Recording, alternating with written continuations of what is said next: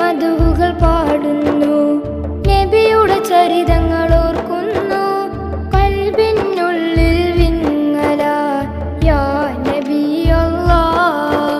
N കൽബ് കൊതിച്ചു യാ നബിയെ, എൻ കണ്ണു നിറഞ്ഞു യാ തണിയെ, എൻ മുത്ത് നബിയെ കാണുവാൻ പൂതി പെരുത്തല്ലോ.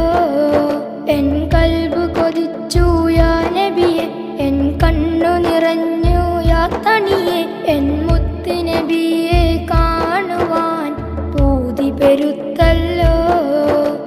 യാ റസൂലല്ലാഹ് ഹബീബി യാ നസീബല്ലാഹ്, യാ ശഫീഅല്ലാഹ് തബീബി യാ റസാഖല്ലാഹ്. റബീഉൽ അവ്വൽ 12 തിങ്കളുദിച്ചു മാനത്ത്, റബീഉൽ അവ്വൽ 12 മുത്ത് നബിയുടെ ജന്മദിനം.